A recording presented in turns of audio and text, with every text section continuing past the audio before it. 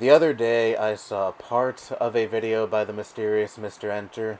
That may or may not be embarrassing to admit, but whatever. But the video itself concerned sexual assault allegations levied against another cartoon reviewer here on YouTube called Saber Spark. Now, I'm not really going to get into nitty-gritty details of the allegations, nor am I really going to give any opinion on the allegations, because one, they're not the focal point of this video, and two, the situation in general is just very muddy. And I don't think we're going to get any more than he said, she said testimonies from either party, as this alleged sexual assault took place in a hotel room where Saber Spark and the victim were alone together, and this event supposedly occurred over a decade ago. Nevertheless, it is still imperative to take allegations of this magnitude seriously, and I still think it is very scummy to automatically dismiss said allegations when the alleged victim may have anything less than irrefutable 4K footage of their assault taking place. And speaking of taking sexual assault allegations seriously, that is absolutely not what happened in this instance. One of the figures Mr. Enter's videos centered around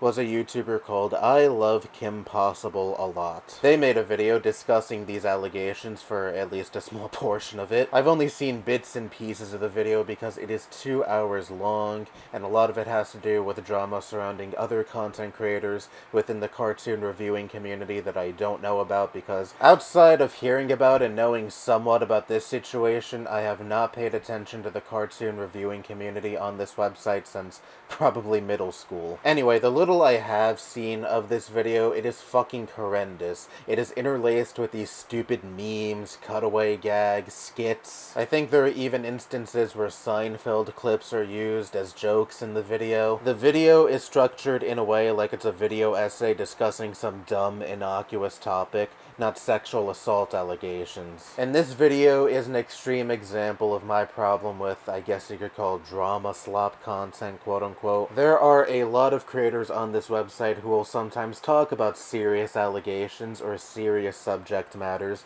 of the sort, and not treat the situation with the respect and seriousness it deserves. There's this toxic culture here on the internet where if a notable figure is hit with serious allegations or is flat out caught doing something disgusting and heinous, it's treated as cheap entertainment above all else. And to an extent, I understand the psychology behind this. We view content creators under the purview of them being entertainers, so therefore we remove the humanity from these content creators because we don't know them beyond their online presence. And so when some of these content creators may get into hot water, we view their controversies as just part of the spectacle. And I can't say I'm exempt from this because I've taken pleasure in the downfall of several content creators on this website. EDP is a big example of this. I didn't like his content even before he was outed as a child predator. I just thought his content was annoying and unfunny, so when his downfall occurred, I was like, guess I was right to never like this guy. And upon reflecting on this reaction, I do understand the problematic elements of it. This is a man who has a sick ideation to sexually abuse minors,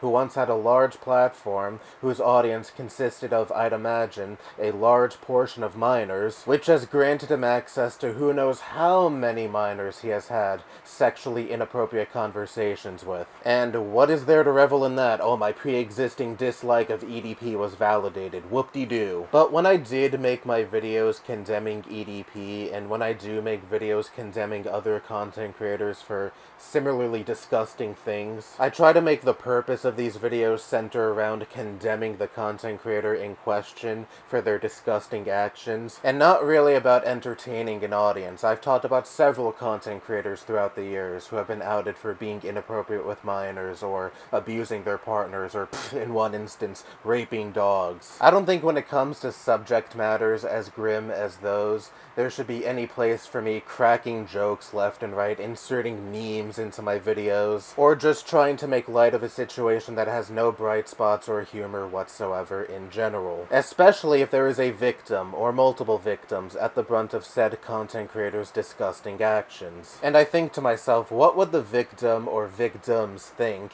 if they came across my video? They certainly would not appreciate me trying to make light of, or make insensitive remarks or jokes about a traumatic experience they went through. And so I try to go about discussing the situation with the respect it deserves. And I feel like this, frankly, ounce of common sense is lost on so many drama slop content content creators. They salivate the downfall of other content creators because that means more content fodder for them, and by extension that also means more clicks, more views, more engagement, and most importantly, more money going their way. And that's what a lot of these content creators are motivated by above all else, and that's why a lot of these content creators don't give a single shit about displaying an ounce of sensitivity regarding the serious, dark subject matters they may discuss. Because they have an audience to entertain, and again, they don't care about these situations beyond them just being content fodder for their channels. And that's where their care begins and ends. And let's not just limit this to just sexual misconduct allegations or any allegations of the sort. It's also really annoying seeing a lot of drama slop content creators all of a sudden posture themselves as geopolitical experts regarding Israel's genocide in Gaza, when they likely did not give a single shit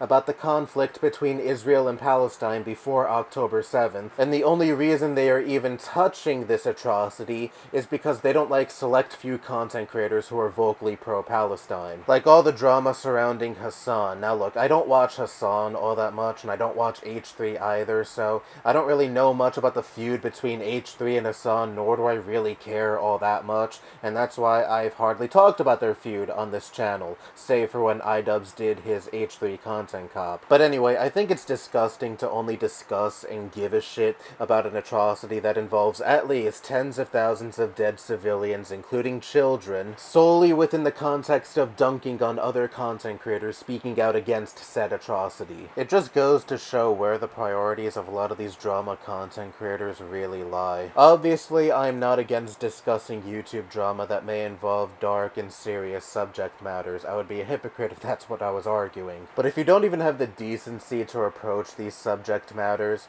with the respect and seriousness they deserve and make it so obvious that you're just discussing these subject matters for views and money, then I don't think anything you say is worth listening to, and obviously there are instances where poking fun of drama is perfectly acceptable. Like if that certain instance of drama is innocuous and just a content creator making an ass out of themselves, like what Boogie2988 does on at least a weekly basis. But just have some decency when a situation is more serious than that, especially when said situation involves a victim or multiple victims. Anyway, that's all I have to say. Bye-bye.